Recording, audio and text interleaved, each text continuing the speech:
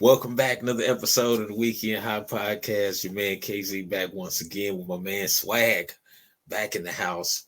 Shout out to our third member of the troop, Brother Brisk. Briss. See out there. I know he's been watching us from week to week. Hopefully, wishing him and his family the best and wishing him to get better soon.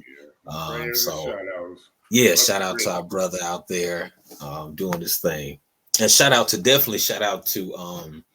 our one of the great interviews we did to damn, what is it? Oysters Phoenix, Chef Blake. I'm sitting out there in Phoenix. If you're out there in Phoenix, you want some good seafood.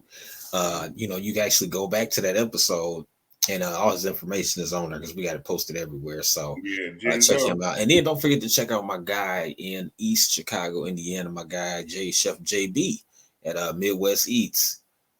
Midwest Eats. We thank Chef JB for doing an interview with us and everything. So make sure you make it out there to that brother if you're in the Chicagoland area, Northwest Indiana area. He got some. I'm telling you, Midwest East. He got some good stuff going on. I see he had like a brunch burger, and man, dude, be coming Yeah, out. yeah. I saw one of his offerings for this past weekend on Facebook. This shit was looking scrumptious. Yeah, yeah, definitely. So check them out. Check out those two chefs, and and actually, they definitely patronize their business. This is a black-owned business. He got black men, so definitely do that for us and look out.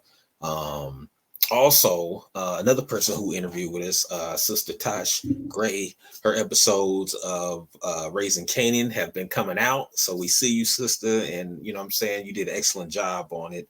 So we definitely appreciate you giving us the time to interview you. And I will be sending those audition tapes so I can get up on the show. You know what I'm All saying? right, man. Give me a Hey, role. and then with the one interview we did with Nova, Yeah. he got an album that just dropped this week.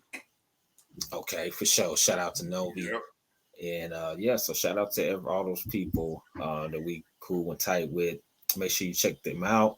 Information, definitely like and subscribe to the channel, and then you have access to that information. Look in the description box. Once again, the Weekend High Podcast back at you once again. And we're gonna get right into it, guys. Man, hell of a week. Hell of a weekend. Basically news, culture, everything, man.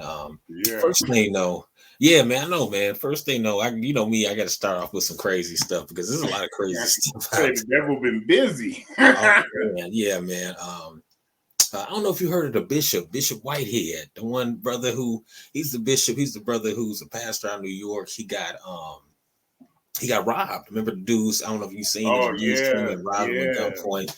Now lately, it was some people who, I guess, some sisters who had opposition to him being a pastor or wherever he got going, because he's known as like the cash money preacher. So he be wearing all kind of. He got Rolls Royces, uh, Drip. Oh, diamonds.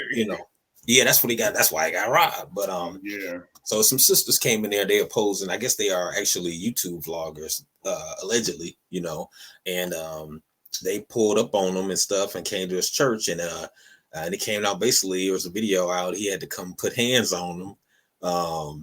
You know what I'm saying? As you see, he got the sister by the back of her hair, weave, whatever you want to call it. God, yeah. He snatched her. He got to snatch it up. But yeah.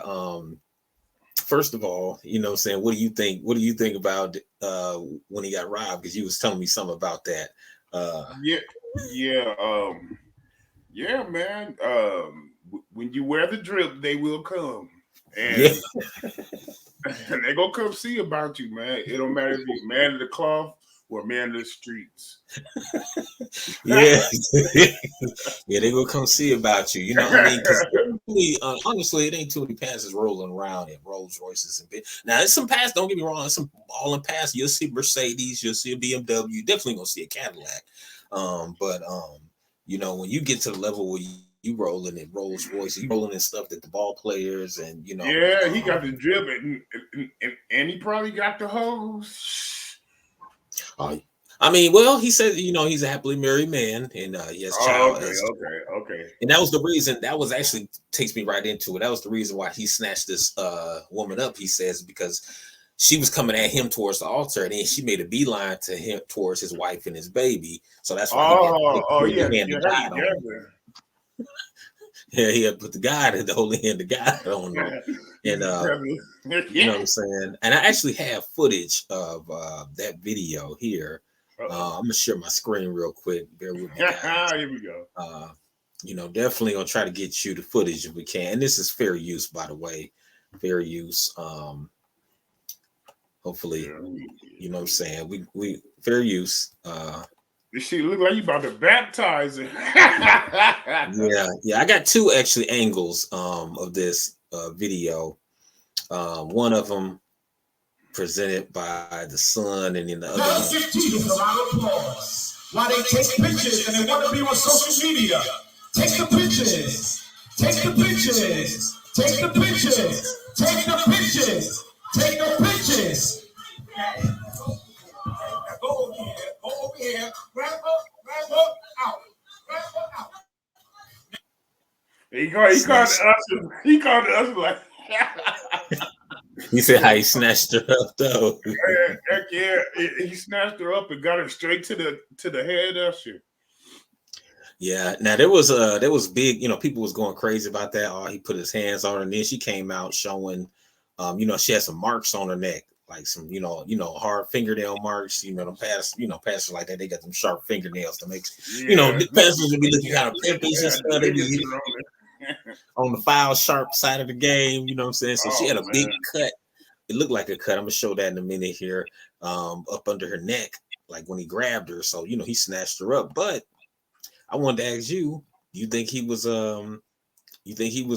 justified, you know what I'm saying, in snatching her up since she was, allegedly heading towards his kids and his woman. Yeah. I mean, if the family becomes in danger, what he does from there is as he sees fit. I don't feel any kind of way about it, honestly. I mean, now if he had her as soon as she broke into his line of sight, and then Goldberg speared her or put the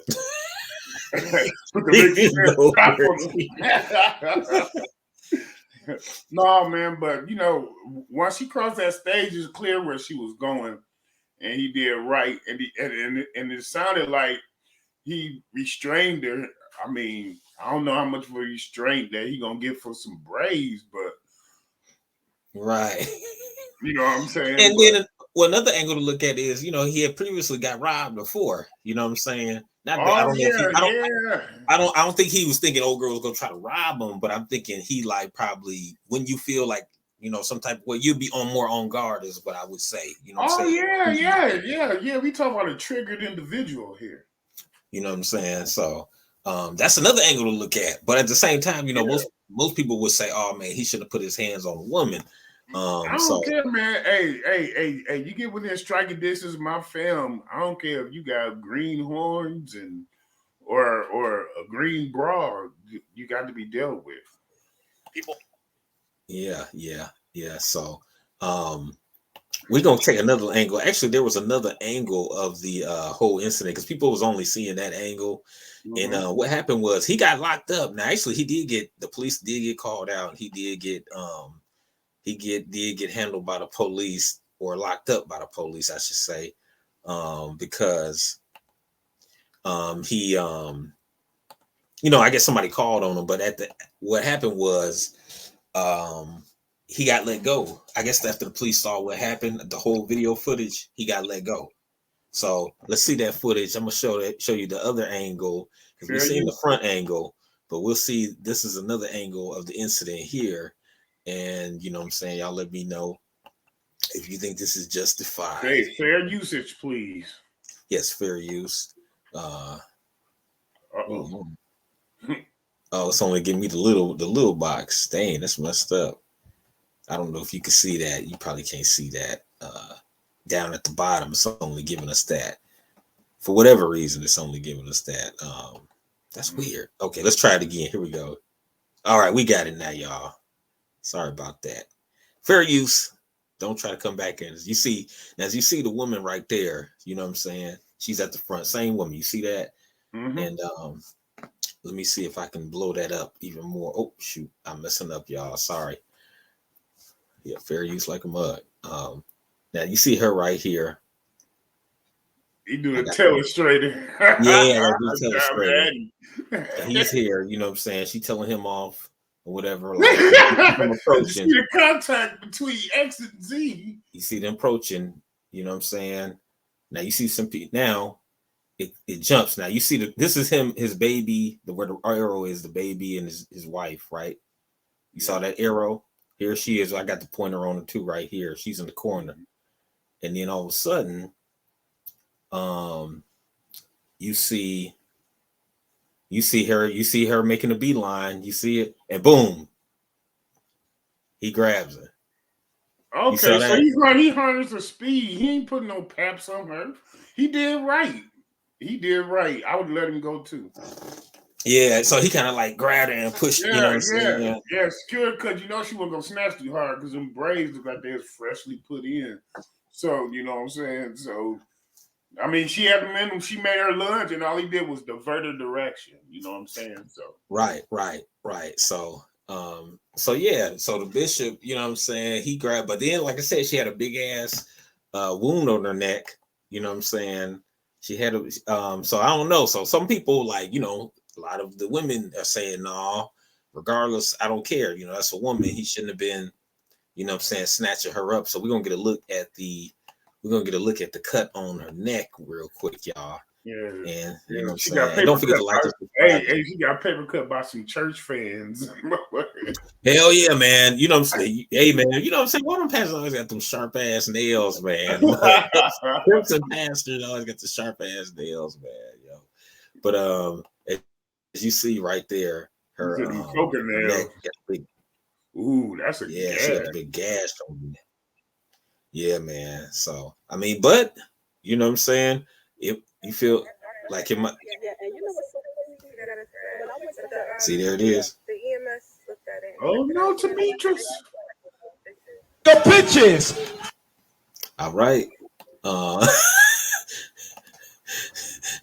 Hey, but it ain't come from anything I seen in that video. She probably got papped up by the women from the congregation. You don't think that's for him grabbing that neck? Oh no, he grabbed. I think so. Like, you know, you got them sharp fingernails. You like, hey, get up. You said them preacher coca nails and shit. Hell yeah.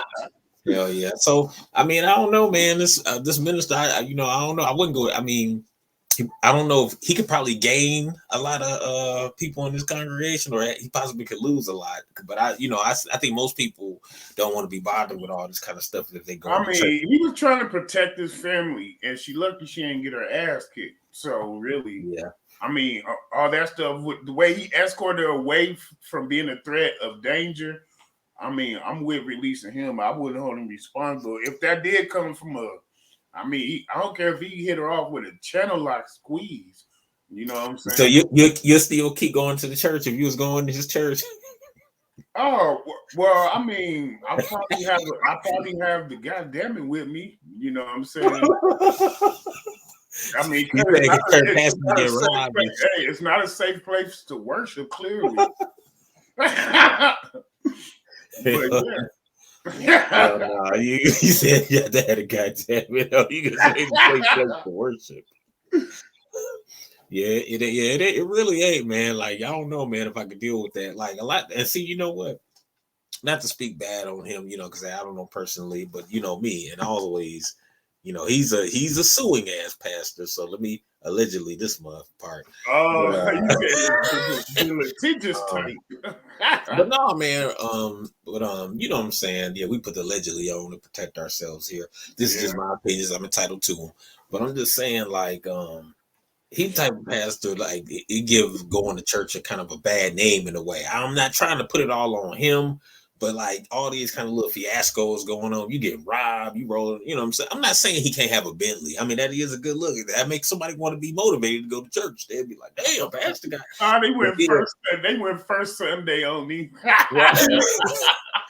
You know what I'm saying? But then if you go on and you ain't never coming up and he in there with Gucci suits on and stuff, I just don't know, man. I just, I don't, but I'm not gonna speak on how he does it. Hey man, but that's like a comment. I don't know if you want to call it a stigma or a stereotype. Right. But any of your hood preachers be getting it. They usually have the Cadillac. I mean, Rolls Royce is a new one. But you know what I'm saying? They always had the nice watch. They had their rings on. Right. Steve Harvey suits. Yeah. You know what I'm saying? Yeah, he just batting on a different level. He batting on like him and a lot of NFL players. Him and a lot of NBA players got the same cars and stuff. Yeah. Shit, he in the same car club as Creflo Dollar now. Right. I need the jet side of the game. All right, moving right along. Yeah, man. Shout out to Pastor Whitehead. He had to slap that. Get up off my family. But dude's crazy though. But moving right along, man. Here's something that came out that was kind of interesting to me this week. I call this mosquito. Mosquito.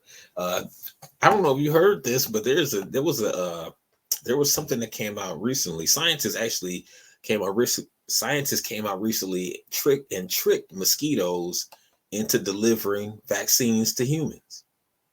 Oh, so this is some I don't know, this is some biological warfare pre using animals and but what happened is scientists have managed to turn one of the deadliest insects into a vaccine delivery system, according to new reports from NPR. A clinical trial for a system meant to use mosquitoes to deliver vaccines has been underway in the United Kingdom. The findings of the trial have been published in the Science Translational Medicine. And according to the paper, scientists were able to genetically modify parasites to deliver malaria vaccines through mosquito bites. It's an intriguing proposition to use mosquitoes to deliver vaccines. It sounds horrific on paper, even more horrific when you see the photos. These photos, basically show, the mosquitoes, biting and shit, normal shit mosquitoes do. But that's interesting to me. Yeah, it is. I mean, number one, I've never seen a mosquito in such a majestic picture. But besides that, no, man. But I mean, I thought you were talking about the stinkity stabbity. Yeah, well, that's what we're getting into. That's the next push with this thing. So the trials were, to send them out to, cure malaria with these malaria vaccines. So the next clinical step trials is going to be deliver the Jumbo Juice vaccine, because we can't say certain stuff. The Uchi Wally. The Uchi Wally juice vaccine. So now they tricked them to do that. So what happens is we're gonna get a little more into it.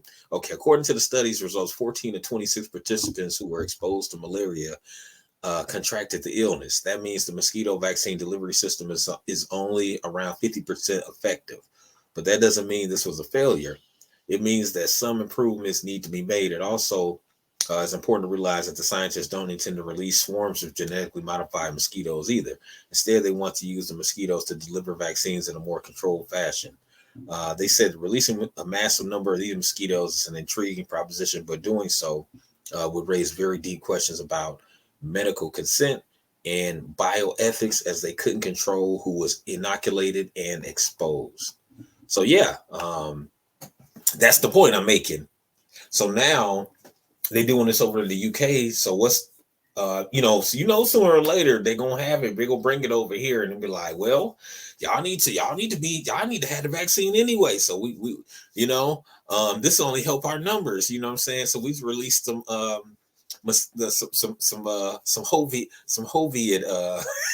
some Jumbo vaccine. I mean, and my question is, are they like driving these mosquitoes around like drones, or I don't know. They didn't really get into how they're going to release them.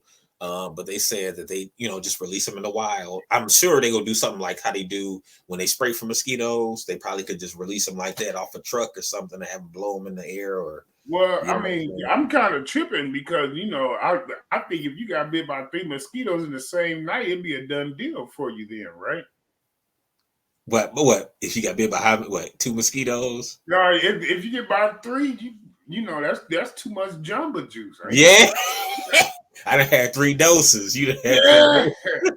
Yeah, I done been well, you know what? Topped off and boosted. Well, right now, a lot of let me protect this real quick. Allegedly, in the media, they say that you need 2 or 3 or 4 doses to actually be, safe or what have you. But yeah, they this is something. See, that's what I thought of when I heard this. Because even though I saw malaria in the article, I was like, oh, I can translate that to a lot of stuff. Oh, I mean, that's the first thing came to my mind. It was an instant reaction point. Mm-hmm. Yeah, you was right on the money with it. So yeah, what do you? So they say that it could go against bioethics because they're not able to control who can get inoculated and who, who's exposed and who not, and then it's not at the person's discretion. You know what I'm saying? Man, that's the most unfair shit I've heard until about 5 more minutes into this podcast. No, that's crazy though, man. I mean, that means no more fishing trips because you get lit up about a dozen times on the fishing trip.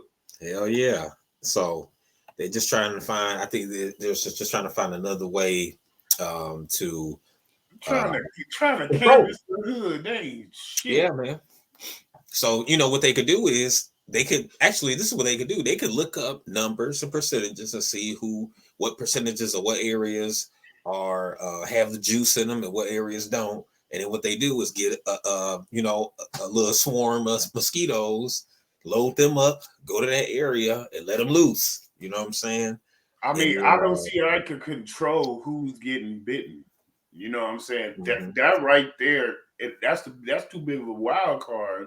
It's too big of a margin for error. You know what I'm saying? Mm-hmm.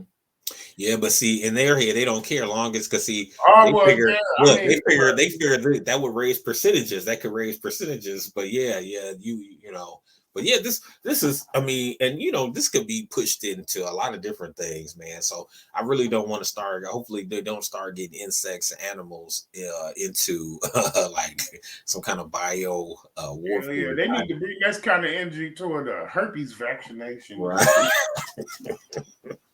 Hell no. Something that'll really benefit everybody. Right. You know what I'm saying? Hell no. Hell yeah. Look at the big pockets. We got herpes mosquitoes. Let them loose. Hell yeah. You know what I'm saying? That's crazy. But yeah, man, moving right along. We're gonna jump into one of your stories you had here. You know what I'm saying? What you got for us this week? All right, so everybody's been talking about it, but the press they put a lid on it. I haven't heard anything new in over a week now. But the Boston Celtics coach Ime Udokha, he got into a little scandal. He was having a consensual sexual relationship with. They kept the lid on it for a while. They were just saying it was a person that worked for the Boston Celtics organization. And then, people started talking about it. People were like, you know what I'm saying? They was like, this is unfair. And people had to start walking back once the facts start coming out. Matt Barnes from the All the Smoke podcast, he had came out with a stern stance on it being unfair and rigged. And then once somebody called him with the T, he went ahead and walked it back and said, I'm just going to decline comment until the facts come out. Right. And then it looks like from the facts that have gotten out so far, man, it sounds like, and I say allegedly, that that he was messing with one of the vice president's wives. You know what I'm saying? Now, I done heard rumors as high as the owner's wife, but still, Yeah, man, and and everybody been on him for cheating on Nia Long, but as far as I've heard, they've had an unconventional relationship anyway. Mm. Or they had one of the Will and Jadas, or Not Will and Jada, just I mean, it just the boundaries weren't as strict, as your average boilerplate couple. did they got? So what did they got? Did they have any kids together? Yeah, they have a 10-year-old son together. Okay, they got a 10-year-old So son. they got history, and they both in the game. But word around a campfire, and again, I say allegedly, is that he's been trying to marry her for a grip now, but she don't either want that life or ain't about that life, and sometimes it's I mean, maybe scandalous. she's seeing some flaws, some chinks in his armor, and maybe what I'm saying, this is one of the reasons why what I'm saying, she didn't Or, go or, through. or or maybe she realized she got cheeks in her armor and she ain't trying to pay half her fortune. But Okay, so you saying that she out it could there? go either way. That's all I'm saying. You said maybe she out there getting her groove on too. Yeah, I mean, she ain't come up with no sound bites either about all this either. I ain't heard nothing from nobody, and they shut that pot tight. This shit simmering. I don't know, man. I mean, for one, I just think dude's he's an idiot for that because like you can't shit where you eat at. You know what I'm saying? That's the Like um that's the face palming part. Like, I mean, what the fuck did he expect? right. And then you got harassment charges on you because old girl tried to end the relationship and he didn't want to end it, so he kept on texting No, her. nah, I think that's the bullshit. That's where the bullshit come into it. Now she ready to change the story on them game. Oh, you think so? Oh, I know so, man. I will still say allegedly, but I have a strong inclination is that this what happens in Boston when you don't play right. So you saying she was accepting them texts and everything like that, Oh yeah, and she didn't try to break it off. looking and everything, ski Or she on. just playing, she playing the role, what I'm saying, like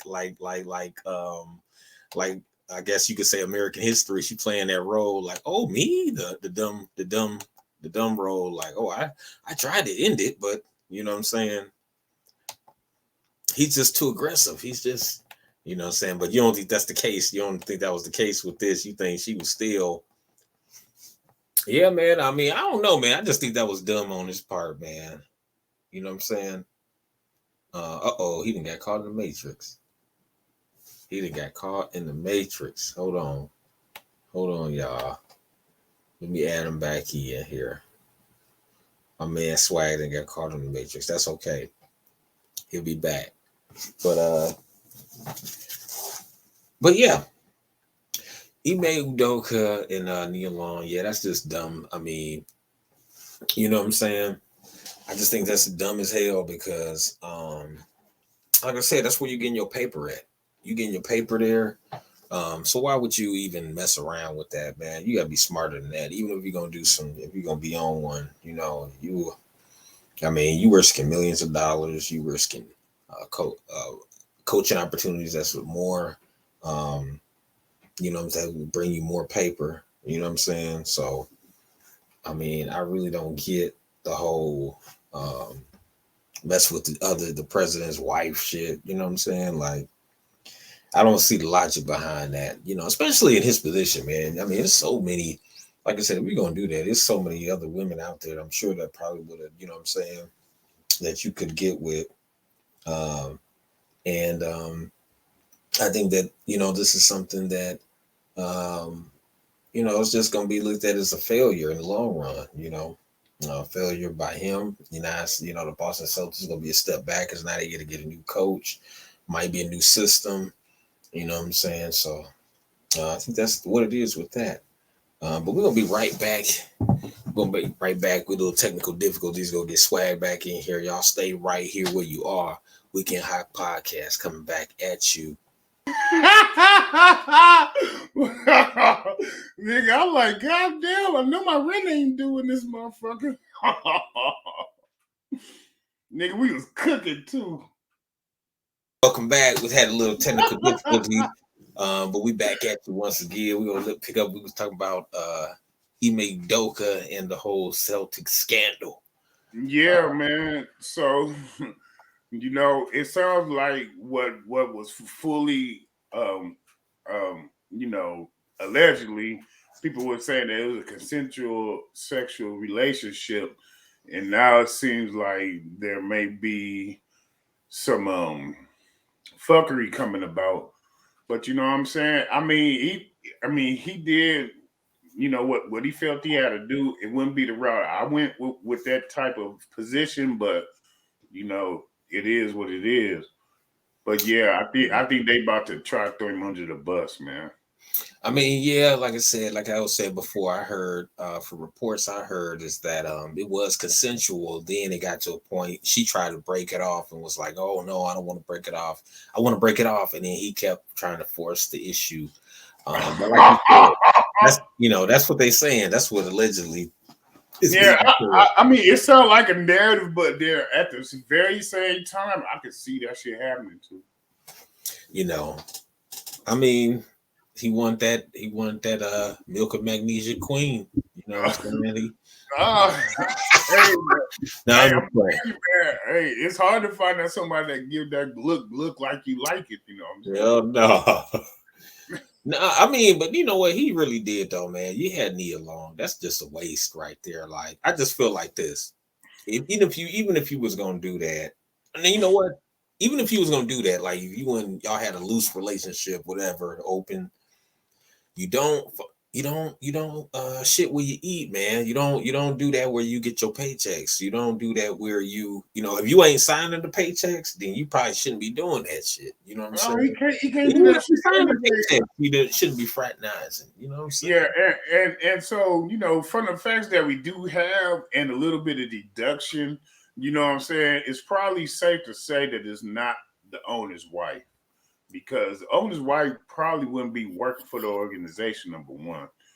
And then, so let's just say it is the wife of a senior vice president. Him and Nia probably got the situation to where like they only rule is keep the shit away from TMZ. You know what I'm saying? Mm-hmm. I don't know, man. I mean, she's a good one, but every woman in the world get cheated on. I mean, but come on, Swag. This industry rule. This industry rule.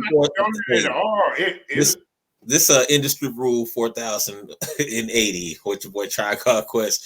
It's like still this is a player rule. You know what I'm saying? Like I said, if he was gonna do that, okay, y'all got your relationship how you want to, but like, see, I feel like you risk opportunities to make more money. You know what I'm saying? Millions of dollars. Now somebody might still hire him. Of course, I think somebody. Yeah, but that's just the reason to say. That's just the reason not to hire him now, because he's also, what I'm saying, he's a black head coach. So yeah, man. And I ain't gonna lie, that ain't a good look for the rest of them. You know what I'm saying? I mean, I'm just saying, but I'm just, what I'm saying, it just gives organizations a reason to say no to you. You know what I'm saying? Like, hell yeah. Like basically you bring in extracurricular stuff outside the court into the franchise, making us look bad, making everything. I mean, honestly, to me, it's some of the most basic shit that's happened this year. But what I'm saying? It's like, I mean, we was out there looking good. You got him. You got Mo Williams. Getting it in. You got Doc still getting it in. We was out there, Jason Kidd getting it in. I'm talking about. I mean, look, FBA, we still getting it in. That's just, our Nigerian brother, he just kind of. He got his wires crossed out there. Yeah, man. We can't claim him on this one. You know what I'm saying? I'm just playing, but no, serious biz, no, bit serious biz though, man. I think the brother, he really messed up. He should have.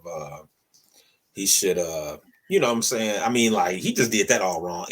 Logically, he did that wrong. Like, if I was his brother, I would have been like, dude, what the fuck you doing, man? You making millions of dollars, man. You gonna fuck it up over some, you know what I'm saying? Something you can get outside of the organization. Yeah. And that's the thing. And then whatever he did, man, pissed somebody off, because now they got him suspended for a year. which means they're gonna fire him at the end of the year. And now, since he's gonna be spending a year, this cat ain't gonna get paid for a whole year. Right. You know what I'm saying? So that's what I'm saying. I mean, messing money up, messing money up. That's that's why I'm looking at it. Like, hell yeah, that shit probably gonna be what get his ass left. Exactly, man. You know what I'm saying? But what else? What else you got? What else do you got for us, Swag, on the? Speaking of basketball, since we on the topic, Robert Sarver, the owner of the Phoenix Suns and the Phoenix Mercury WNBA team, was forced to sell his team. So I mean, he's gonna get richer for using the N-bomb, but at least he's out of there, and we getting a clear precedent set for that bullshit in the NBA. You know what I'm saying? But yeah, he got it. So LeBron came out and LeBron said the NBA didn't react hard enough because when you juxtapose this what he did against Ime, and they still got Ime in the ringer, yet they're still facing the same punishment. You know what I'm saying? They had to get him out of there. Yeah, I mean, I think his a little worse though. Oh no, it's definitely a little worse. I mean, yeah, but no, you said they on the same kind of protocol, like yeah. They're handling the issue with the same set of gloves, And now I don't know all the details about this story. Now, isn't it true that he is he the one who kind of self-imposed his own banishment from the team, or did the NBA? Adam Silver come down and do that? Well, yeah, I mean, Adam Silver did everything that he was allowed to do, and basically that's suspending for a year. But then you get to come back. I mean, he's an owner, so it's only so much that the league can do against him. But because of the popular belief and popular demand. After the players got involved with, the Twitter campaigns, he decided to just sell out because, I mean, he wasn't going to get no peace. That's what I'm saying. So he decided to sell the team because he already knew. Yeah, he sold the team. It came out like his wife or somebody told him. His wife was like, no, you messed up. You need to sell the team. Didn't this like I don't know. I mean, all that shit's on the allegedly side of the game, but, Okay. Yeah, because I heard reports that his wife came out, was the first one to tell him he needed to sell the team. Because he was trying to keep it, you know what I'm saying? Yeah, he's gonna write it out. He's like, fuck this. He ain't going out like Down Sterling. Mm-hmm. And then it's alleged that he said, these niggas, let me say it like, hey, these niggas need a coach. Yeah, I mean, just casually. These need a coach. Casually blowing off his thumb. And whether, he, went A or a hard R, that shit's not good. Yeah, man. I mean, that's not a good look. I mean, his ass needs to take. I mean, he needs to sell the team. You know what I'm saying? I hope it's. I mean, he probably. And I'm not gonna say minority owner. I'm gonna say I hope it's a black owner. I hope LeBron get it. Magic Johnson got a group that's actively looking for teams to acquire, and then LeBron trying to get his toe in the ownership game. I mean, and then somebody else had a group too trying to get some shit together. Yeah, I think Serena too. Ain't she? Yeah, Serena. It was Hamilton and them. Excuse me, we get high podcast. We had a little cough there, but don't forget while I'm coughing, don't forget to like, subscribe, and share. At the bottom of your screen right there. We thank you for what you do, and we, gratitude. But yeah, back to it, man. Yeah, Sarver, he's a piece of shit. I'm just gonna be real. Man, he's despicable. I mean, but when you think about this, people probably sit back and think like, how are there so many racist ass owners on these sports teams? But that shouldn't really be a surprise, honestly. You know what I'm saying? Because most people think like, oh man, well, if they hate black people so much, why would they own a sports team? You know what I'm saying? Or where they gotta, they don't know who could be working for their team, black, white, Asian, whoever, you know what I'm saying? But that's the whole point. They want to make money. It ain't about the race. They trying to get paid. You know what I'm saying? Like, hey man, but I guarantee you, man, the way he was casually blowing that shit off in front of mixed society really makes me think that he done got the N-word pass somewhere along the way. Like somebody he know, he letting him say it. Yeah. And he just been saying it, and ain't nobody checked his ass like they Yeah, like some minority owners just let him slide or didn't check him. I mean, it could have been a past one where he didn't check him one time. You know what I'm But saying? I mean, that's important though, man. Honestly, man, that's important. Like, for brothers and sisters who have friends of different, backgrounds, stuff. You got to check. You can't, even though they're your friend, you got to check these fools, man. And I know. I mean, because if you don't check it, if you don't nip it in the bud and check it, then they're gonna feel like they. Once that train leaves the station, ain't no stopping a locomotive. Right, you know I can say it. And this is what they say. Either stand in front of the wrong person, get their ass kicked, or like this dude having to sell his team. Or what they do when they ain't around you and they say it to somebody black, and then they say, well, they'll say bring you up. They'll be like, well, my boy, homeboy, such and such, lets me say it all the time, and he never says he doesn't have a problem with it. So you know what I'm saying? You gotta check that off the top. Like, look, dude, I don't give a fuck. We've been friends forever, dude. You don't you ever use that word? You know what I'm saying? Like, I wouldn't be friends with a motherfucker like that. I mean, that's just me. I'm kind of hardcore, but I'm just saying, like, I don't play that game at all. You know what I'm saying? You don't call me that at all. You don't even use that word. I don't care if it was an endearment. It's like, you know what I'm saying? It's something you just can't do. You know, like I said, I had to check some players at the barbershop on that, man. Remember I used to get my hair cut by I used to get my hair cut because where I stayed at, it wasn't, ain't a lot of black barbers, whatever, but it was who could cut good. But he didn't never say it, like, but it was what it is. Some of his partners that he knew came in and they got to saying it back and forth. And I said, hold up, hey, hold up. Dude, don't say that shit. See, and then that's what you saying, that's like your duty to step up, because if you don't check them that time, and then some motherfucker next time you come, and you get somebody who I'm like, hell no. Hell, yeah, they be looking at you like this what they do while you up here. You know what I'm saying? Right. Nah, you might. You say it when I ain't around or whatever, but you about to say that shit in my face. You know what I'm saying? Now the barber, he didn't say it. You know what I'm saying? Of course. But his people, I had to check his people, man. I'm like, hey, man, you gotta tell them motherfuckers don't say. And he's like, I tried. He did. He said, I tried to tell them, like, man, you can't really, you know what I'm saying? No matter hip hop or not, you can't be used. You know what I'm saying? And I said, yeah, man, because I'm kind of look at them sideways. And after that, they did. Of course, they apologized. They was like, oh, I'm sorry, man. We didn't. You know what I'm saying? Mean nothing by it. We was just talking. You know what I'm saying? Because they feel like, oh, I'm part of the. You know what I'm saying? We part of it. But like, dude, hell no, don't fuck around and say that shit in front of me. And Sarver, and then remember we just did the story on group and wanted to get back for doing the same damn thing. He trying to get back in the league. Yeah. he trying to get back in the league, and he calling people all kind of niggas and emails. And come on, man. Come on. So yeah, we ain't going for that. No. Moving right along, man. Once again, don't forget to like, subscribe, share. Hit that like button. It definitely helps us. And thank you for rolling along with us. Don't forget to comment. We love to hear comments. Say whatever you want to. Say you don't like us or whatever. I take good comments, bad comments. You know what I'm saying? I'm under the Bobby Brown marketing scheme where all, publicity is good publicity. Hey, so, if they talking about you, good or bad, they talking about you. But moving right along here. Well, actually, I'm going to jump in here real quick. We're going to bounce in. Yeah, we're gonna bounce to another story. Now this story right here, as you see there's some flower on the screen there. This story here was interesting story.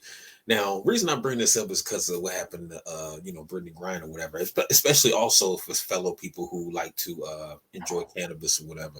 Why do people who do that bring shit to the airport? It was a dude in the UK. Look, internationally, not just domestic, because I know some of y'all, you know what I'm saying? Y'all like, I can get that shit through domestically, my nigga. But international, dude was in London. Now, when we talking international, you talking customs, you talking like, you know what I'm saying? This dude in London, he was trying to get on the plane. He had all this greenery with him.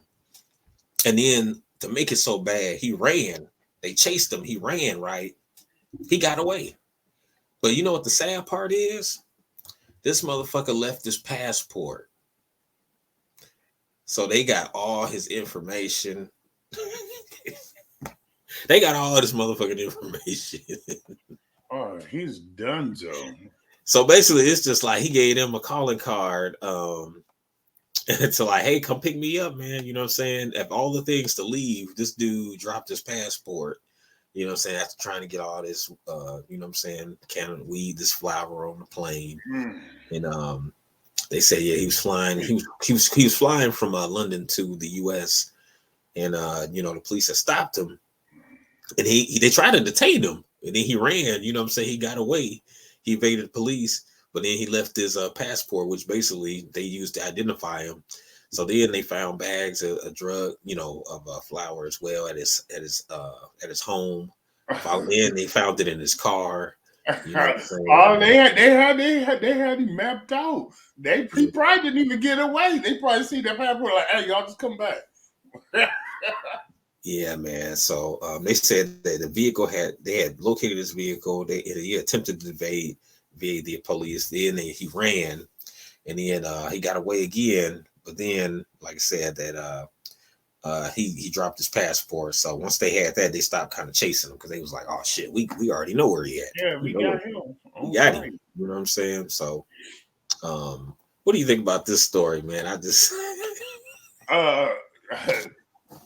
eat your local produce. No, man, that's madness. You know what I'm saying? It's shit, commerce, I guess.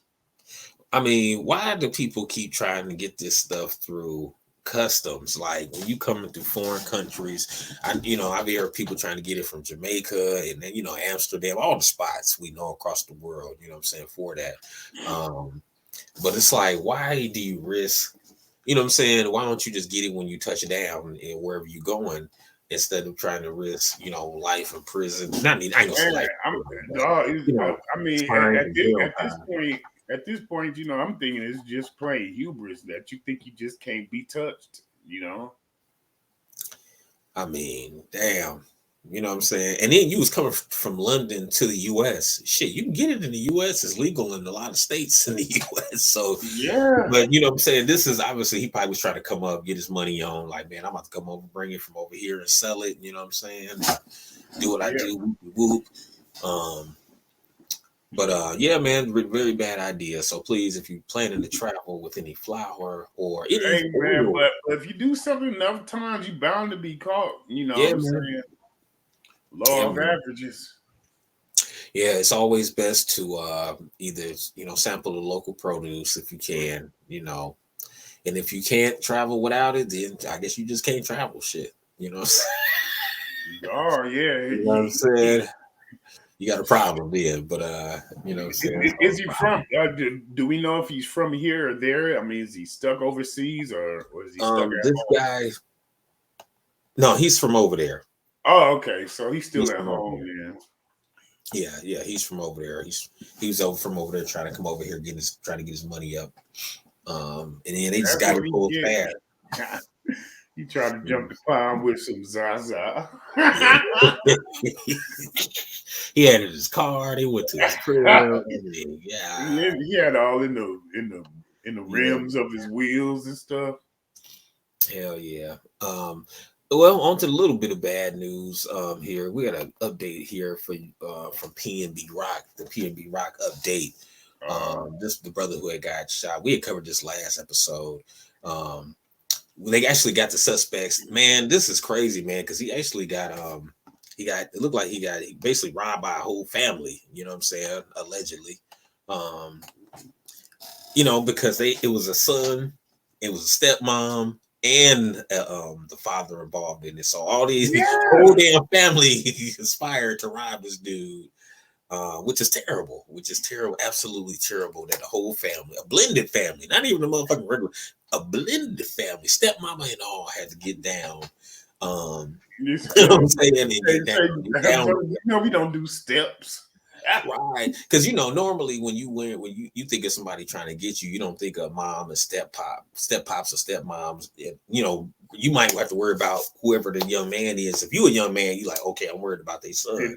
Hey, But they owe you like a pride of lions out there, ain't they? hell yeah, step pops and stepmoms will get down on your ass too. It looks like, you know what I'm saying. Hell yeah. But they got the suspect. They arrested. They had arrested the stepmom and the son, and 17 the dude was like 17 years old. So I mean, basically, allegedly, it's something to the effect of like the 17-year-old robbed him, and the pops was like the getaway driver. I don't know if I'm getting that right, but allegedly. Allegedly. Basically, I do know. I'm sorry, y'all hear that in the background. I don't know why it's playing, but there you go. Basically, Los Angeles detectives arrested a woman and the teenage boy Tuesday as they pursued those believed responsible for the murder of the Philly rapper P&B Rock, who was shot to death in a restaurant, Roscoe's Chicken and Waffles in South LA. After a struggle over his jewelry. Bulletin released by the police Wednesday identified a third person wanting the killing as Freddie Lee Trone, who police described as being involved, who was on the picture in front of you there. Freddie Lee Trone, the first person arrested who was a minor under the age of 17, was detained as well. The second person was identified as 32-year-old Chantel Trone, his stepmother, who was arrested in Gardena and was booked on suspicion of being an accessory to the murder. Said multiple law enforcement sources said that Freddie Trone was a longtime member of South Los Angeles street gang and eluded detectives as they attempted to arrest him. So basically, this is a gangster ass family. The father, Trone, is a known gang member. It didn't say what his affiliation is. Really don't matter. So obviously the stepmama, she probably got some gang affiliation too, because she down with it. Yeah, that's a hell of a family to run up on at Walmart, dog, or like a parking lot, parking argument and stuff. You get into it with them the whole. Because they getting down like lions on the Serengeti. Yeah, man. Oh man, but this kind of harkens me back to the preacher. You know what I'm saying? Wearing all that drip out in public. I know it's an image thing, but you know what I'm saying. You just asking for trouble. I mean, I'm not a real flashy dude, but I have some nice things, but there's a time and place for everything.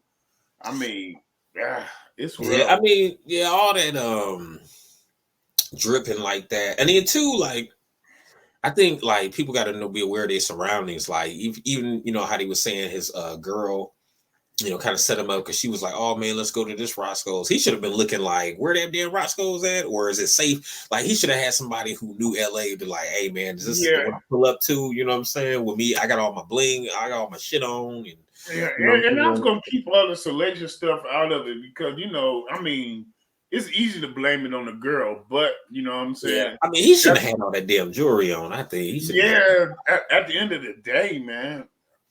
Or he could have left the jewelry in the car or something. I mean, he could have had it in the ride. He could have had it at his room, but you know what I'm saying? That's his road game. He not where you from.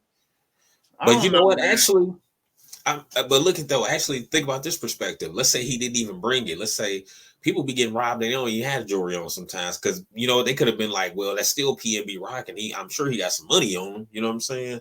Like, I'm just saying he shouldn't. I just think he should have just went to that location. Period. You know what I'm saying? Like, especially you ain't got no bodyguards, you ain't got no security with you. Because think about it. Let's say if he didn't take his jewelry, they still would have been like, "Oh, that's P&B, right? That motherfucker got some money." I seen him on Instagram, whatever, with his shit on. He just ain't got it on right now. Or they could have, put firearms on him and say, "Hey, take us to the car, pull it out or whatever." Like, he should have just. I just think he should have just went to try to go to a safer location. Not that you can't get got anywhere. You know what I'm saying? Which you can. You can get got anywhere. You know what I'm saying? But I'm just saying. I think he should have probably did, or he should have did a DoorDash and had that shit come to the room. Yeah, and then the question: if somebody got the drop on you, don't you just give it up because they played the game at that moment better than you did? He should have just gave it up. You said, yeah. He should have put up no resistance. You call him slipping. You got me exactly. You got the drop. You got a drop on me here. Go ahead. There you go. Yeah. Exactly. Let me go home. I don't want no problems. Here you go. What else you want? You want wallet? Yeah, I mean, but you know, to raise up and can't lose it, can't take the L. I don't know. You know, R.I.P. him and his and prayers out to his family. But right, you know, it's a tough one, man. I mean, sometimes you could give it up and they still might get you, but I feel like you got a higher percentage of living if you just go ahead and, you know what I'm saying? Yeah, Especially I if you mean, ain't got no, I mean, he had no heat on. He didn't have no weapon on him either, did he? shit, I wasn't there. You know what I'm saying? I'm just saying that's a detail they leave out. If he had a weapon, because think about it, if you go into an area you ain't even from, you from Philly, and you going in the hood area at that to this location, and you ain't got no heat on you, and you with your girl, come on, man, like, Yeah, come on, I man. mean, He got a bunch this of is stuff a recipe for disaster. disaster. I mean, You know he what I'm playing a saying? road game with somebody new with all that drip on. Out of bounds. I mean, it's crazy. It's a lot of stuff. I mean, it's like you gotta make smarter decisions. Like I said, best thing to do to me, like especially, and then that wasn't the first time people try to run up on them. Remember, I've heard they had an incident prior to that somebody ran up on them. So for me, like, I mean, I'm not trying to say you gotta be, you know, scary or nothing. It ain't nothing. It ain't being scary. It's being careful. You know what I'm saying? Especially at that level you're trying to get to with that level of money. So in my head, you should either hire off guard, off duty police officer as your bodyguard. You know what I'm saying? Get a couple off duty police officers as your bodyguard. So that way, if they kill somebody, you good because they cops. You know what I'm saying? Then two, you know, or you could have said, you know what? Your girl would have been like, hey, I want to go to Roscoe's. You could have been like, you know what? Right now, you know what I'm saying? It's kind of hot out here in these streets for me. I think if we're gonna go to one, we need to bend the corner to one that's a little safer. Or if she like, you know, I want to go to this specific one. Well, you know, we could just order from that one. We can go to the room and just order from it. You know what I'm saying? DoorDash it or Uber Eats it. You know what I'm saying? Over here and you can get it. Like, but yeah, I don't think it ain't safe for me to pull up like that right now. You know what I'm saying? That's how you handle it. You like, hey, it ain't. And if she can't respect that, then shit, drop her ass off, take her to the hospital, drop her off, and bail on that bitch. No, oh, you want to go so bad? Get your motherfucking ass out. No, I'm playing. No, I'm playing. But for real though, like, man, it's like a lot of cats, I guess younger cats, they're not really smart or they're not aware of the position that they're in. Especially if you on Instagram flaunting your shit, you know what I'm saying, you dancing with the shit, you know what I'm saying, you talking shit on there, you already know it's a target on your back, or at least you should have the logic to know that, man, you know what I'm saying, like people love me in the streets, but I'm sure some motherfuckers that really ain't fucking with me out in these streets. So I need to kind of be on guard, you know what I'm saying? And this ain't even my hood, you know, I ain't even from here, you know what I'm saying? So, right, man, just unfortunate situation for that brother, man. Shout out, you know.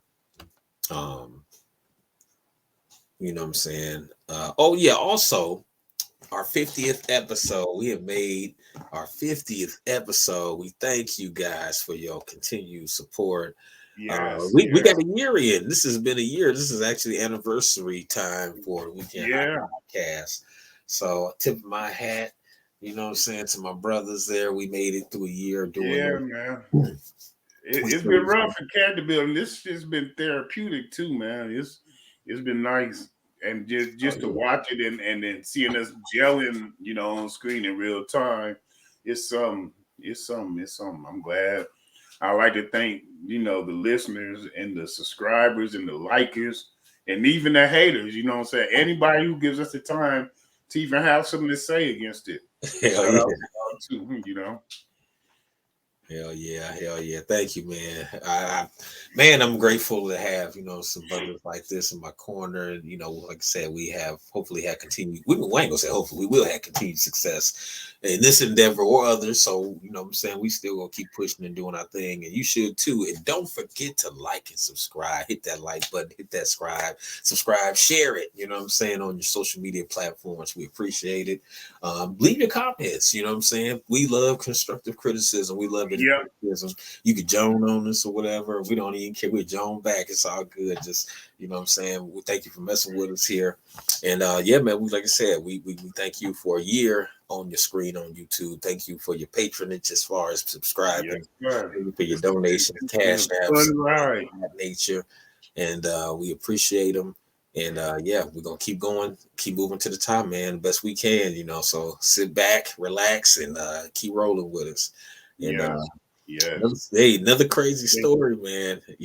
Well, not a crazy story, but this is I'm gonna go write this in Hollywood because C ain't here, so I gotta do his entertainment side of the game. Stranger Things, your boy from Stranger Things, man. The kid from Stranger Things says is that he feel like strange fruit in that motherfucker, man, because he said they racist as hell against him. And he said when he goes to like the Comic Cons and the places where they do their, where they go to Panels, yeah. they said that his line, he don't have nobody in his line. The fans don't really mess with him like that. And he said it took him a long time to really understand why, because he kept asking his parents, he's like, why am I the least favorite character? And his parents he said, one day my parents had to finally come out and tell me, what I'm saying, because your ass black. This is Caleb McLaughlin. He said, as on feeling like the least favorite cast member due to racism on the show, he said, my very first Comic-Con, some people didn't stand in my line because I was black. He said that it prompted him to ask his parents why he was the least favorite, despite being on the same show as everybody else. You know what I'm saying? In response, his parents told him, my parents had to be like, it's a sad truth, but it's because you're black. You're a black child on the show because I was born a beautiful chocolate skin. I'm not loved, he said. Even now, some people don't follow me or support me because I'm black on the show. He said sometimes overseas, you feel the racism, you feel the bigotry. Sometimes it's hard to talk about that and for people to understand. But when I was younger, it definitely affected me. That's what he said. He said he also added that some fans had suggested people were less keen to chat with him due to his character Lucas being mean to Millie Bobby Brown's character 11 in one season. Caleb said despite this negative experiences, he's only all the more determined to remain positive and use his platform to spread joy. He said, with my platform, I want to spread positivity and love because I do not give hate back to people who give hate to me. So what do you think about brother Caleb McLaughlin saying, man, they hating, like he didn't know. He said he didn't even know. He said he went to Comic-Con all the time and he couldn't understand why nobody wanted his autographs, and you know what I'm saying? Yeah, man. Hey, that's sad as a child to really be, or just growing up in America when you realize what they taught you in school ain't really how the game is set up. It's rough and tough. And I'm telling you, man, I feel for him because that's a humbling thing, man. I mean, just think about it. Y'all out there eating.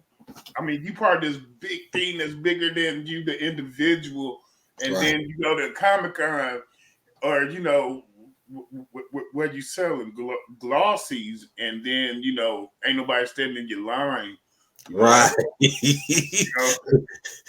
Yeah, you selling glossies and stuff. Yeah. You know what I'm saying? You sign the pics, you taking pics, signing the pics, handing out stuff, and your line's short. Your boo goofy as hell. You like there with your pen ready. You like, damn. Yeah, man. And it sounds like, if he has good parents, he got a good home unit because they let me have the innocence for as long as they could.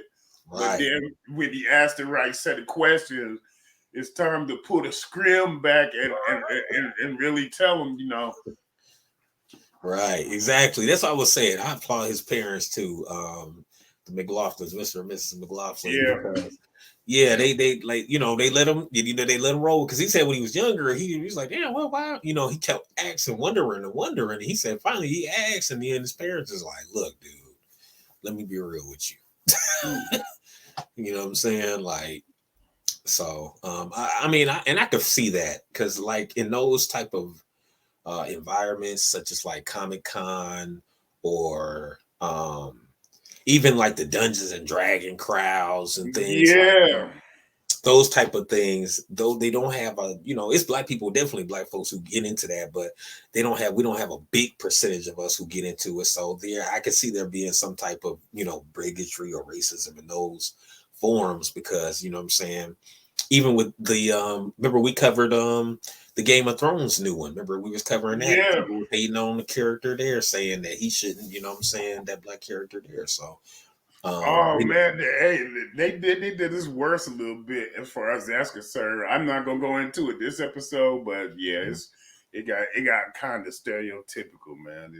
I've been I kind of watched the first 2 episodes of the new Game of Thrones because of the brother on there and stuff. Because I tell you I'm not a Game of Thrones fan. I always talk shit to Swag about it because he watched it. But then I said, you know what? I see a brother, somebody who would like, let me check it out. Yeah, they represent. Yeah, the first 2 episodes they was decent. I'm still kind of trying to get into it. I really don't understand, what I'm saying, too much of. But yeah. It's kind of hard to come in, but still, the way they're building the characters is still cool. But yeah. But shout out to old Caleb McLaughlin. Yeah, man. Shout out. And now on the funnier side, on the serious side of things, we gonna go back into Hollywood, man. And we always talk about, because we talked about this with writer, director Tasha Gray, about how Black men we are depicted in Hollywood, and I brought some things up to her, and she said she definitely gonna be pushing to do positive stuff, and that's my sister, so shout out to her once again. And but other writers and people don't do that, because sometimes you get writers of who don't look like us, who write what they think we should do or be like, or whatever narrative. And this new series, I just tried this series out, and I don't know if you have been watching the Interview with the Vampire. Now I'm gonna call this. I watched the first episode yesterday, and I'm gonna call this Interview with a Gampire. That's a gay vampire. Gampire. Interview with a Gampire. Yeah, Glampire. Yeah, if you saw Interview with the Vampire, the movie with Tom Cruise and all that, you know what I'm saying? So I was thinking I was gonna watch this because I seen somebody who looked like me. I saw some brother on this one. Okay, I'm gonna check him out and see what they cooking. Meg was cooking. I like the times they had went back in history and all this kind of stuff. Brought all stuff we was. All of a sudden, what Hollywood does. All of a sudden, bussy, them cheeks had to part. Hey man, let me tell you this. Let me make this point. Hold on. Let me let you go. Let me take this point. When you break this down, that first episode. And I got a picture of it. So basically they got him as he's a Black gay vampire pimp, because the dude was a pimp. He's gay. He comes out as gay all of a sudden, and he's a vampire. So he's a Black gay vampire pimp, and the white dude is a white gay vampire pimp. So I can't rank this stuff up. Gay, white. So Black men, we gay. We could be anything. We could be gay, Black vampire pimps. But I'm gonna let you go roll on that right there. Oh no, man, no, that's hilarious. But the whole vampire genre itself, it has a lot of homoeroticism. I mean, depending on the maker of the movie, and the producer, the avenue they try taking it, but it's a lot of androgyny and blurred lines and stuff like that. I mean, it's not my favorite genre, but I got into True Blood. That was cool, That was one that had a lot of sexual content. A lot of people. It's a lot of sex, both homo and hetero, and all over the spectrum of that. But usually when you see a vampire title, it's going to be a lot of homoeroticism in there. But come on, Swag. The people some of our fans who say, "Come on, Swag, man, they got this dude being a gay Black vampire pimp. Why he got to be a gay Black vampire pimp, man?" Oh no, I ain't. That's just how they do it, man. Just bite you.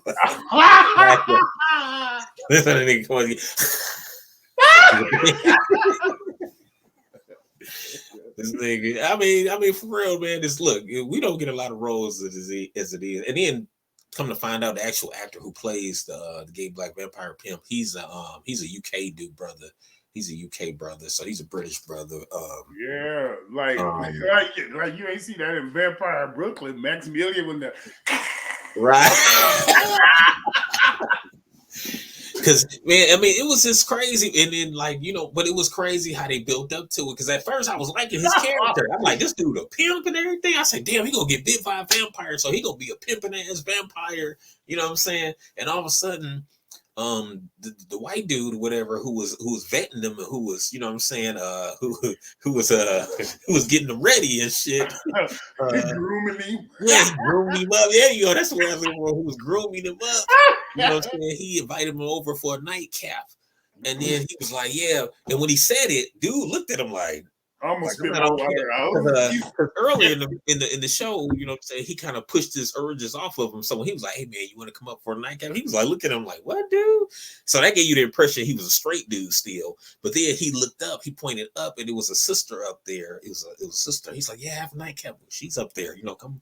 You know what I'm saying? So he's like, "Oh, he trying to put me on the girl or whatever." Man, dude, they get in there, they having a drink or whatever. He, the girl getting with him and stuff, trying to give him, what I'm saying, the whoopty whoop, wham wham, give him some domey, scomy demonstration. Right. Yeah. But dude, because he told dude, he said, "Oh, you a free? You just like watching, huh? See, you want to watch me bang this chick?" Said he's like, "Man, dude, you a free? You was one of," and all of a sudden he was like, "Nah," that motherfucker started getting undressed, and I'm like, all of a sudden, like, dude was on the girl. Because remember, vampires have hypnotizing powers or whatever. They get hypnotized. Stuff. He was on the girl. It was crazy how they did it. He was on the girl. All of a sudden, he threw the girl. That nigga threw the girl and jumped in his arms. I said, "Oh!" He said, "Tossed her aside." Didn't he? That nigga threw that motherfucker like a loaf of bread. Like that motherfucker threw her ass. Hey, look, and then these niggas floated in the air together, dog. I said, "Man, let me turn this shit off, man." These niggas hugged and floated in the air together, dog. I swear to God. Levitation. I was like, "Man, come on, man." I said, so we can be everything. We could even be gay black vampire pimps. Okay, that's what's up. But I don't know, man. I'm not gonna be watching. And check this out. I was watching with somebody who, we just watching that shit. And we just like, damn, man, this shit, it's time to cut him on off, man. Like, I try to put it this way. If you watched it, they really didn't have to put that in it. Whoever wrote it didn't have to. And then you come to find out it was written by a white woman, of course. Anne Rice is her name. This is a white woman. But really, if you take out the fruit booty vampire stuff, it was a good shit. If you really didn't, there was really no reason to put it in there. Honestly, it really wasn't no reason to put it in there. Hey, and I know we ain't talking about them, but that's the one drawback that I have against Pete Valley, because that story is a well-told story. You take Clifford about it. That you remove him from the story or just make him straight, and it's still a well-told story with strong characters, and I just think they just, I mean, I don't mind it. It's fine. They pivoted from the girls to Uncle Clifford now. You know what I'm saying? In that realm. Yeah. And they didn't have to do that. Like, put it this way, even if they left him fruity booty like he was, it's like it's a way to put him in it without making the whole thing about him. You know what I'm saying? I mean, it just like it's like they try to wedge him into a good story. Right. And then, even with the gangster, remember the two thugs. Now the two thugs, remember his boy, him and his, I heard, I don't know. I don't watch it, y'all. I just get reports. I don't know. Never mind. Yeah. Moving right along. We're going to move it right along. We're going to stamp it right along, y'all. We're going to keep it pushing like we do on this show. Anytime, hit that like, subscribe button. You know what I'm saying? Actually, I'm going to dive back into sports real quick. Actually, no, I'm not going to dive back into sports. We're going to let you jump right into another entertainment. More entertainment. Jazz Man's Blues. It was, there was a good one. Tyler Perry Strikes Again, released last Friday on Netflix. It was a story about love and loss in music and art and black excellence, and it was great. I'm not gonna spoil it for everybody, but when I was watching it, it kind of felt like it was gonna be a stereotypical turn, but it turns out that didn't happen. I'm not gonna blow the cover off of it because it's still new, but it's great. Go ahead and spill it. Our fans, they probably go ahead and Yeah, Jay, it's been 2 weeks. You probably have seen it by now. I see what you're saying. Yeah, you don't want to spill the beans on the whole thing. I feel him just messing Yeah, with you. but yeah, the music was great. It's a lot of love, and okay, so it's about a guy named Bayou and his family. His mom owned a juke joint down in I want to say Georgia, was it? Yeah. And then like they owned a juke joint. He had a brother, a half brother that was a trumpet player and musician, and then he had a stepdad who was abusive and a musician and a guitar player. And the dad left because the mom was favoring her son over his son. And the dude, I mean, anyway, it was a great movie. Almost got distracted, but No, it you good, man. was. I checked it out too. I had a different perspective on it. It had good parts, with Brother Tyler Perry, and this is a Tyler Perry film. The only bad thing from a film perspective I always had with Tyler Perry is his films are very predictable to me. His writing to me is not. I'm not trying to. I mean, he's not the best writer. I mean, he's a good writer, but he's not the best writer to me. A lot of his writing to me when he does it is kind of like you said. It's too. I don't like movies I can kind of predict what's going to happen. And Brother Tyler do that to me. Now it was good parts and pieces that I did like in the movie. I like the music. I like the times. I like going back and seeing what we was doing. His mother, she was like a medicine woman, like those old black people, back down in Georgia. My Yeah, she grandmama, was like a healer. grandmama. Yeah. Yeah, she would doula, healer, all of that. You know what I'm saying? People have babies, they bring them to her. People have, you know what I'm saying? So it was good seeing some of the FBA like history in there mixed in. But at the same time, I didn't like it was just certain stuff that I just was like I like they made references to passing and stuff that was going on, and I like that they was touching on that. But it was just kind of like I don't know, it was just the writing was kind of like it was just too predictable, like a fifth grader could have wrote that, but But I mean, I think that's one of his gifts, kind of like he writes us exactly what we want to see. You feel me? It's like I can watch a predictable movie if it's made well. yeah. I mean, it was okay. It was okay. I liked it. I mean, it was okay. I just don't like how stupid they made him. You know what I'm saying? And Oh, you talking about certain Bayou? stuff. Yeah, I mean, he was a little green, but I mean, his stepfather made a point that he stayed uneducated, stuff like that. Yeah, working against him. But yeah, I enjoyed myself.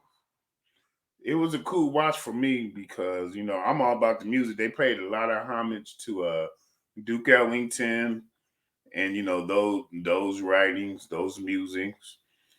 They touched on drug addiction. I like that part of it. But when you play the game of races, you stand to become you gamble, becoming strange fruit. yeah, I mean, I like what you said. They did touch on they touched on like the drug use, like from like Ray Charles and all them. Like a lot of the drug people was on a lot of heroin. Addiction, Yeah, heroin. He was on the heroin too. So paying for protection, over an establishment, stuff like that. Mm-hmm. I didn't like. They even touched on incest and rape, and because her grandfather was fucking with her. Yeah. I mean, it was a lot of trigger alerts in this. Yeah, I mean, I just at the end, I don't know. I don't know how I felt about it. I think it was okay. I mean, I'm not gonna say it was the worst movie I seen his. I mean, because I seen some worse films that Tyler Perry got to me. Boo 2 in this motherfucker. No, man, but I mean, you gotta think that Bayou got to be the slowest cat in America, though, man. Yeah, because you know what? I got the impression that he was kind of challenged. You know what I'm saying? And I thought maybe he was kind I, of challenged I in mean, some way, I mean, or I mean, he was on the a spectrum. musical. I felt like he was on the spectrum. You know what I'm saying? I don't know. I mean, he was so musically talented, and then Mhm. the fact that he was from the South and he was black and he was from a type of family who didn't want him to become smart. You know what I'm saying? Well, But that's when what he, I'm but saying. I mean, he had zero common sense except for what to do to sing. Well, that's what I'm saying. Like when people on the spectrum, a lot of times people could be autistic or something and be good at something. He could have been a musical genius, but still been. Yeah, he's a musical savant. Yeah, but then on the everyday, look, on the everyday whoop de woo on the sidewalk, this motherfucker is remedial. You know what I'm saying? Hey, but he learned how to read over a summer, so that's something. It was something part about the movie I did not like though. I can't I want to say like the what did not oh, you know what? I think the one who played the mother, she did a good job because she got on my nerves. The one that played Bucket's mom, she got on my nerves though. You know what I'm Oh saying? yeah, She played she her was role very good. she was just toxic. Yeah, She was yeah, just yeah, yeah. And then I just yeah, I just think I mean he threw in, you know what I'm saying? I mean, okay, for what it was worth, you're right. For the level it was at, I could say it was a decent movie for the levels at, you know what I'm saying? I think it's an enjoyable watch. I will say that about it. Yeah. It's a good watch. I will give it that. It's a good watch. You know what I'm saying? Um it was a pretty good watch. So yeah, shout out to TP. Yeah. You know what I'm saying? Give me a roll, Nick. But moving right moving right along, man. We got couple more things to cover here, man. Don't forget to hit that like and subscribe button. And you know, Oh yeah. Before we move on, man, shout outs and prayers to all our fam and family and friends in Florida.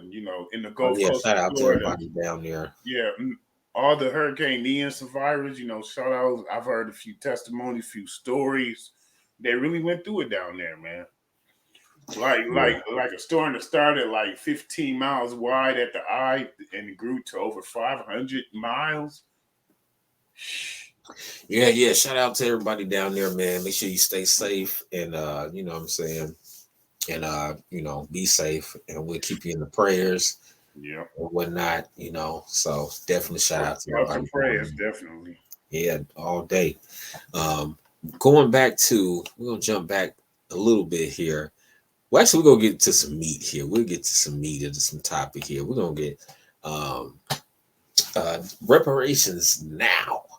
Um, there was the California Task Force had another reparations little committee meeting, and on this one, they actually came up with some dollar amounts. So it's looking good. Everybody is looking like because definitely California could set the pace for the rest of the country and the federal government as well. You know what I'm saying? Once they see them do it, Say we about to have a precedent. yeah, man. It's basically the reparations task force. They could owe Black Californians hundreds of thousands of dollars. They went ahead this time around and try to put a dollar amount on it. What would it? What kind of just what could it be? Or and I'm okay with calculations. So the calculations.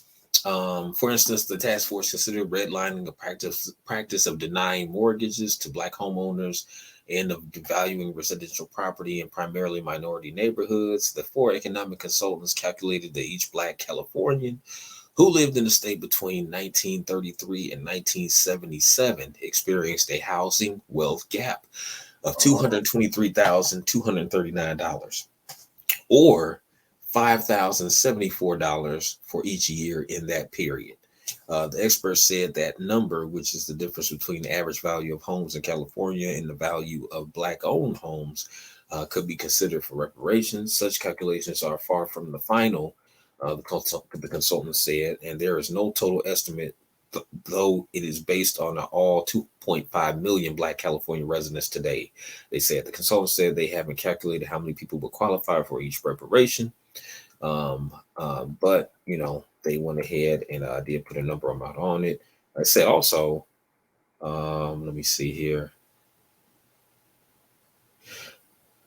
Okay, no. Okay, but yeah, that's just a rough analysis. That's a rough analysis right there that they're doing, that they did so far. And it says, although there is no actual price tag on a year of life, for statistical purposes, some economists use a $10 million evaluation for a person's entire life. This group of economic consultants calculated the dollar amount of the gap in life expectancy for Black Californians to be worth $127,226 per year. And these estimates are rough. So far, what do you think so far about that? I like what I'm hearing. Shit, you know what I'm saying? Hey, if we having Maybe the it could be a little higher, conversation, but yeah, I mean, as long as we having the conversation, I'm cool with the conversation. Something is in development. As long and it's getting pushed. yeah, I Like mean, it ain't just sitting still somewhere in somebody's back yeah, office on a paperweight. hell yeah. Their head lawmaker, who was it, Gavin Newsom? Yeah, they Yeah, actually getting this stuff yeah, pushed. yeah. I mean, this seems to be something that's been on his agenda from the beginning, and I like it. I ain't gonna hold you. Yeah, so it also said the article also said that cash payments were the most popular form of reparations suggested during 17 community listening sessions and in 46 testimonies uploaded to a website hosted by UCLA's Sponge Center think tank. Researchers told the task force Friday. So it said that was the most popular form, cash payments, which it should be. It's gonna be the quickest way to get out. It should be the final payment of it, because also then once we get paid cash, we can start talking about land, we can start talking about tax deductions, we can start talking about, what I'm saying, other influences and realms, you did metaverse, did you?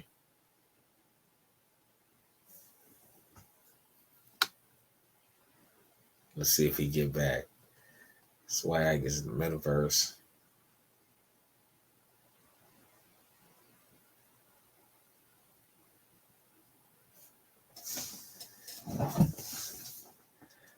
Let's see if he's.